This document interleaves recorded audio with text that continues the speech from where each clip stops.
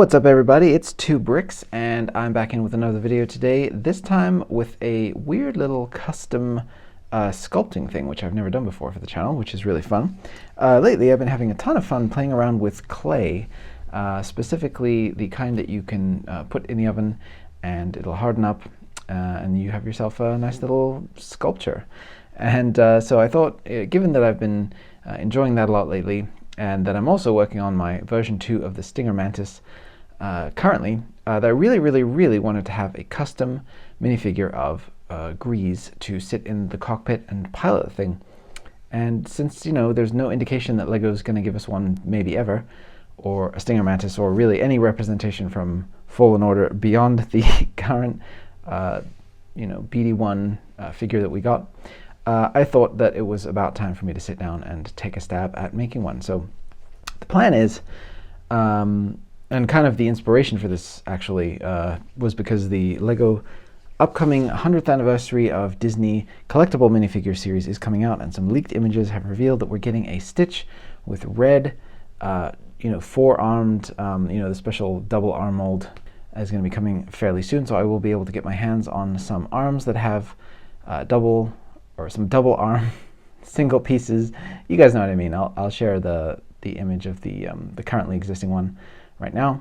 And I was just super inspired seeing that, and I wanted to go ahead and get ready and get myself a nice Greez head to put on top of my custom currently existing Greez figure, so that I can then switch out the arms and I can be ready to go. So that's kind of the plan. Obviously, I know that the appeal of LEGO is that I can create something on my end, I can share it with you guys, and you can replicate it on your end, and this isn't something that you know, you won't be able to do that for, because it's fully custom, just something that I'm creating for myself. But hopefully you guys will get a kick out of seeing the process and seeing how I'm kind of going to tackle this interesting, weird new thing that is kind of LEGO adjacent. And yeah, hopefully you get some at least entertainment out of it, if nothing else. What I really want to do, I've just kind of lined up some of my custom things that I've made on the side here. I got my Sol Guerrera over here, I've got my Omega figure, I have my droids lined up there. And what I want to do is kind of take inspiration from some of these figures here with the sculpted pre-made heads that are some of the favorite ones from throughout the LEGO timeline. These are not my all-time favorites. I just picked out some that I really liked. And I want to kind of take inspiration from as far as the way that LEGO sculpts and approaches the sculpting with their heads. So there's a mixture of obviously printing detail in terms of usually the eyes are printed. There'll be a couple of additional colors maybe, like you see the Gamorrean has the teeth, the nose, and the horns that are all different colors, and also his helmet thing. So I'm going to kind of try to figure out, you know, again, approaching this as if I were designing this as an element for LEGO, how would I do it, and try to replicate that in clay as best as I can. So wish me luck. I'll be back in a minute with the next section here where I'm actually figuring out how this is going to work, and I don't actually know yet, so we'll see how it works out. All right, on with the video. So the basis for my figure, as I mentioned before, I do just want to have a head, and I have this mangled old LEGO head here that came in something that I got, probably one of my holes that I got from a flea market or something. This figure, he already looks incredibly sad. Half of his face is missing. He actually has a chunk missing out of his head. And the plan here is to put this onto a LEGO body and then sculpt the clay around this head. And luckily, because the clay bakes at a temperature of around 165 degrees Fahrenheit, compared to the melting point of LEGO, which is 200 degrees Fahrenheit, I'm hoping that I can, you know, bake and harden up the clay without damaging the LEGO any further, and melting it all over my oven. I hope that that doesn't happen, but I'm going to obviously be using some kind of precautions. I'm going to lay down some foil and stuff underneath it to make sure that that doesn't occur. But that is the plan. So hopefully it works out, and this guy can have a kind of a second lease on life as being the basis for my new sculpted head, because yeah, he's all messed up, this poor guy. All right, so on with the sculpt, here I go. So the first thing that I did is I put on this pair of safety goggles, and I took my Dremel grinding tool here. I'm not sponsored by Dremel or anything, it's just what I happen to use. And I ground off the stud that is on the top of the head, because I want to have maximum flexibility over the shaping, and I know that it's going to be roughly the proportions of a minifig head, But Greez is kind of bold and has that, you know, that dome on the top of his head there, and I want to make sure that I can capture that as accurately as possible and give myself the best chance. So the stud was not necessary, and so that is now gone. So step 1 is complete.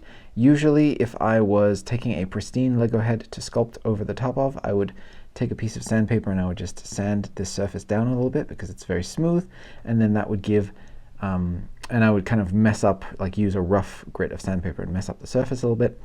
That would give the clay something to grab onto. But since this head is so mangled, and if you look at the bottom here, it's like all messed up, I really don't think that that's necessary, so I'm just going to go ahead and proceed. And the way that I'm doing this sculpt, let me just grab a torso here. The way that I'm going to be approaching this sculpt is that he's going to be, his neck is going to come down right up to the surface of the minifigure shoulders here, so it won't need this neck portion, so that's actually going to get covered up. So yeah, the head will just come right the way down because it's a very specific and unique head shape that Greez has, and so that's going to be fine. I might just take an X-Acto knife and maybe nick off a couple of these little protruding areas of this really, really messed up neck right here, but we'll see how that goes. But yeah, I don't know who owned this minifig before me, but man, what did you do to this poor guy? All right, so on to the next stage of the sculpt. Okay, quick change of plans. I did not need to mutilate this poor minifigure. I'm so sorry. I feel like I should just put this guy out of his misery. I was mistaken when I looked at the different melting temperatures of Lego ABS plastic versus the temperature it takes to bake Sculpey. I actually was looking at the Fahrenheit and the Celsius backwards, and so I messed up on that one. So what I did is I made a little minifigure head shape, or at least a neck hole shape here, which fits onto a minifig head. So all I did is I squashed a ball of clay around the head, carefully you know, peeled it up, removed it, and then baked it so that it is now nice and solid, and it fits onto a minifig head very nicely. So, or onto a minifig neck rather. So you know, this I was able to bake without the any ABS plastic being in my oven, and so that worked out really well. So this is going to be the base now that I will build my head around. I really wanted to have a solid base in the middle so that when I'm trying to, you know, work with this, move it around, and it doesn't kind of get all mashed up and lose its shape. So, and the other cool thing about it is I can work on a flat surface, sculpt, and then not have to worry about trying to peel that off of a minifig head. And again, the inevitable distortion and smushing that would come with that. So that's something that I definitely want to avoid. So this is a good solution for me. What I'm probably going to do is take my Dremel tool once again and just scrape down, or just cut down around the very edges of this, grind it down until it's a little bit more fine, so that I just have the absolute maximum control when I'm doing the sculpt for the shape of the head and the bottom here and how that all kind of comes into play.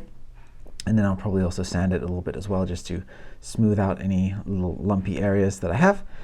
Then I have mixed up some custom Sculpey clay here of the kind of basically a matching color for the tan. Now, it's not exact, and it doesn't need to be exact because I'm going to be painting this when I'm done, but I wanted to minimize the amount of painting that I need to do, so I wanted to have at least a similar tan base color to begin with. But I know that once I bake it, this will get a little bit darker and it wouldn't be usable anyhow, no matter how close I got it. So that was kind of my thinking there. But this will be the main color that I sculpt the head out of, and then I will paint the hair gray separately. So all I did to mix that tan Sculpey is I took some standard regular flesh tone Sculpey here, which is the regular kind here, and then I have these different colored ones. So I have brown, yellow, and white. I mixed various amounts of that together, and I kept just working it, smushing it, and just basically getting all the colors to mix together until it was close enough. And then I was happy with the color, and this is the blob that I ended up with. So yeah, it's close enough, and it's good enough to get started. And so now all I have to do is do that little bit of prep work on this head here, and then I can get going. So time's a wasting. Let's get to it. All right, guys. So part 1 is in the bag, kind of. Basically, this is the progress that I have so far, where I still have to drill out a little bit more for the neck hole here. I actually experienced some kind of I'm not sure exactly what happened there, but in any event, the neck won't quite sit down as flat as I would like it to, but that's fine. I'll just, like I said, drill out a little bit more of that. But yeah, here's the basic shape here for the mouth, the brows. The eyes are going to be added in later with paint and or a combination of stickers or something to that effect. Because like I said, I'm trying to mimic Lego's style as much as possible. So yeah, he's got his little ears in there, and so obviously we're still waiting to get the big bushy kind of mutton chops slash hair that goes around the side here. That's going to really fill out the volume of the side of his face. And I really want to try to take some sandpaper and smooth out all of these little fingerprints and things, because, you know, obviously we're looking at it super close up, so you can literally like see my fingerprint. Hey, don't copy that. Don't do identity theft and take my fingerprints, please. But fingerprints, you know, left all over the surface here from the different sculpting and everything. But this is now solid. This has been baked, and the reason I did it this way is because I wanted to kind of, it's almost like hitting a save point in a video game where I'm happy with this area now, and I didn't want to try to tackle the hair and the beard, because that's going to be really, really tricky. Matching Lego's like style of hair, like the way that they, such a specific look to the way that they sculpt hair, you know, that I didn't want to risk messing it up with this first attempt here. So yeah, I'm going to go ahead and drill out the little bit of the neck there, make sure that that sits nice and flat, and then I'm going to move on to the hair, and we're going to see how this looks. Then I'm going to start applying some paint and other decoration to it to try to match the look of a sculpted element as closely as possible. But I'm really excited about the way that the mouth turned out. I think that's you know how it should be. Got some nice depth to the muzzle there, and once he gets his hair in there, you're really going to start to feel the greasiness come out of him. I'm also going to, I think, sand down this ear a little bit to just kind of match the angle of that a little bit more. I don't mind some asymmetry, it gives it some character, but this one's just poking up just a little too much for my liking. But yeah, really happy with this so far. Hopefully we can get a really nice, smooth, slick result by the end that looks somewhat convincing as a Lego element, and see how it goes. Oh, and you can see here the tone between the tan and the skin tone here has shifted because when you bake it, the Sculpey tends to darken up a couple of shades. So you can see there the difference I was talking about earlier. But the unbaked clay is much, much closer to this tone right here. So yeah, when I get to the paint job, we'll try to match the tan as close as humanly possible, and yeah, go from there. So yeah, that's progress so far.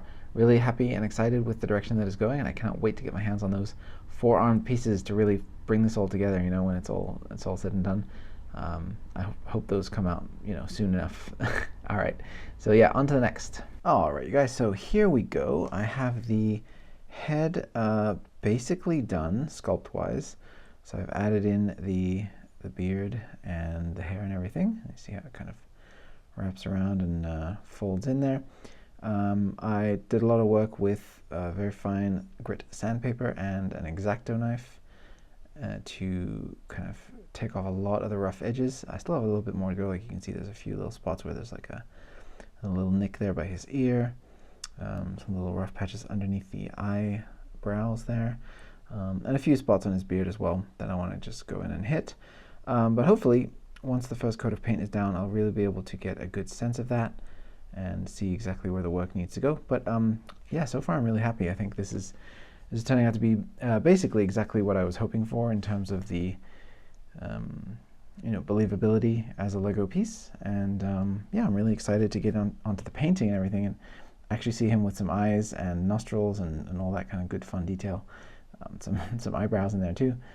So yeah, it's gonna be awesome. So let me go ahead and finish up those last little touches, and then I'm gonna lay down a coat of paint, and I'll show you guys the next stage. Okay, so I went ahead and applied a couple of coats of paint to this head right here, and pretty much the minute that I did, I realized that there was a ton of things about this head that I really didn't like, that were bothering me proportion-wise.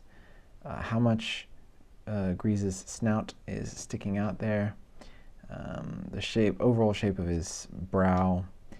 I don't know, there was just something about getting the coat of paint on there that really made me reevaluate and say, I don't actually like this head. So what I did is I took the lessons that I learned from this, because I did learn a lot, and I started over and I reapplied or I applied those kind of techniques and things that I had picked up, and I went back to the drawing board and made a new head. So here that is, and I think you'll agree, the overall greasiness of this head is far, far, far superior to this one. If you're just trying to match the character, I mean, if you look at them side by side with reference from the game, the expression, the shape of Greez's face and head compared to his hair, the flatness overall, which really helps to kind of sell how short the character is. This is all stuff that I really kind of messed up on the first one. I think over time, as I was sculpting it bit by bit, it sort of got more and more out of alignment, and I just sort of didn't notice until it was too late. So yeah, this guy's out and this guy's in. So what I'm going to do now is I have a couple of, you can see there's a little bit of a gap where the hair is joined on. I did end up using the same exact process as before, so I made a little kind of head proxy, and then I sculpted the face, baked it, and then I sculpted the hair and baked it. But yeah, this one just looks tremendously superior to me. The ears are much, much thinner, and they're at the correct angle now, where the ear holes are kind of facing down, as opposed to on this one where they're kind of facing at you. There's just, yeah, so many different improvements. So I really tried to flatten out the area underneath his brow as much as humanly possible so that I could have the best shot at getting a nice clean looking eye under there, because I did have trouble with this one getting a nice clean surface. And you can see here I've applied a lot of different coats of paint to this one, and it's gotten a bit lumpy and a little bit thick in the surface. Of course, like, we're looking at this super duper close up under lights, but you can see here the difference between the two, like the smoothness that I've gotten with this one. I actually bought a couple of new sculpting tools specifically for that, to be able to really smooth out. There are these kind of little silicone brushes almost, they almost look like paint brushes, just to kind of really, really smooth out all of the kind of little surface imperfections to give it the best chance to look good with paint applied. So all this little kind of texture here, it almost kind of looks like skin texture on this. Hopefully we'll be avoiding that on this one, because I want it to look as close to an official LEGO product as possible. And of course I realize all of the engineering and techniques and machinery and processes that LEGO has access to, I don't have access to. So it's never going to be perfect, but I just want to have as good of a stab at it as I can. So yeah, this is the new head, and I'll show you guys what it looks like with a coat of paint and a little bit of cleanup and some polish on a few areas. But yeah, I think overall turned out great. I just cannot wait to get my hands on those new arm pieces, because I just really can't see the full effect until that is in place. But for now, I'm very happy with this head. So on to the next stage. All right, guys, so here is the final result. Here we have Greez with his nice new paint scheme here. I'm very, very happy with how it looks. And here's the old one for comparison's sake, so we don't need to look at this guy anymore. I'm very, very happy with the new result. I think all the kind of time that I put into going back and redoing this, I think is definitely worth it. I think the results really speak for themselves on the final character here. This looks so much more like an official Greez than the previous one. In fact, I think the previous one, you might have been straining to see, is this an Ugnaught with a beard? Is this, I don't know, it just looks like a totally different kind of a creature. So yeah, definitely glad that I did this. I think the overall, the flatness is really accentuated now that I have the paint on here, especially with the hair color and everything. It just seems like it's, I don't know, he just seems shorter than he is. It's like an interesting optical illusion. So here he is next to Cal, and you can see there he just feels so diminutive, and I think that just works really, really well. I think really that just comes down to the proportions of the face being all squashed in the middle and his long flat head. Yeah, so really, really thrilled with that. Sorry, just getting Cal out of the way here. I just can't wait to place this guy into the cockpit of the Stinger Mantis when it's all finished and all shiny and new for you guys. And yeah, I just wish that I could have a way to distribute something like this that is literally just made out of clay. But I don't have the means to do that, I'm afraid. But yeah, the facial detail and everything, I think, worked out a lot better this time around. I have these tiny little dots for the eyes there, which I think really helps to sell the beadiness of his eyes when, you know, in comparison to the rest of his face. My hands were definitely shaking trying to get those dots to be in the exact right spot. It was super, super challenging. Oops. And then And then yeah, the paint, I actually mixed a lot more of each color this time around, knowing that the mistakes that I made on the previous one, where I was trying to match and then rematch the colors, and part of that was because the old paint scheme, I matched the colors as close as possible, and then when the paint dried, it was way darker. So I tried to then like rematch and compensate for that. So it just ended up becoming this very lumpy, gross surface with all these different coats of paint on it, because acrylic paint is, you know, it doesn't like to be applied in super tons of coats like this. The way I did it was a little bit heavy-handed, but it just starts to build up, and you can't really smooth it out anymore. So with this new one, I tried to do a single coat for each thing as much as possible. So for each color, and then try to avoid some of that sort of textured, lumpy buildup. And I think that works really effectively. I switched out his legs here for the more accurate gray legs that I had the dark tan ones on there before, which weren't as good. I have a very simplified, you know, the dark, or I guess it's kind of the medium nougat color is what I was going for the to frame the eyes and to fill in the detail of the lips there, and then the light bluish gray color for the hair. I think that actually worked out a lot better as well.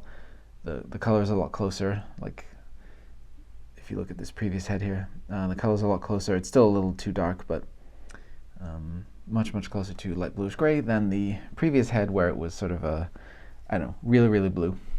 Where did I put that? Oh yeah, it was a really blue tint that came through, and I think I avoided that more so with this one. So yeah, just I think the lesson here is, for me, when I see that something is going off the rails, the best thing to do is just to start over and cut my losses, because the end result will be way better, and it's always worth it. And I used this tiny little drill bit to drill out the nostrils there, so I wouldn't have to worry about applying any more paint to get that really fine detail. And I'm glad that I did, because again, my hand was just trembling so much just trying to get the eyes, and that was already stressful enough. So yeah, I have this really tiny drill bit that's like smaller than your average sewing needle that I use to do that with a little hand drill. And just really fine little holes there. I really can't overstate how tiny this thing is. I know you guys are seeing it kind of blown up here, but this thing is minuscule. Yeah, and then on the bottom here, again, I just tried to match the style of Lego's hair pieces as best as I could, but I didn't really worry too much about smoothing all of that out. You can see there's a few little lumps and bumps, but this is, you know, once it's on, you're never going to see any of that. It's under here. So I do like that I was able to maintain the flatness here so that Greez can look in any direction. No problem at all there. Nothing's catching on anything, so that was really nice. And yeah, I think just overall, I couldn't be happier with this. So I gotta go and hurry up and finish the Stinger Mantis so that he has somewhere to sit. I'm really excited to bring that next stage to you. So hopefully you guys got a kick out of seeing something a little bit different today. I know that sculpting isn't my usual bag, but like I said, it's kind of Lego adjacent, and hopefully you guys got a little bit of entertainment value out of it. So yeah, I'm going to get to work on the next video because I have so many more to bring you. Don't forget to like and subscribe, leave me a comment and let me know what you think. Let me know that I did a terrible job or a great job, whichever you think is true, because you know, you can only have one or the other. And yeah, that'll be it for today. So thank you guys so much for watching. I'll see you in the next video, and may the force be with you.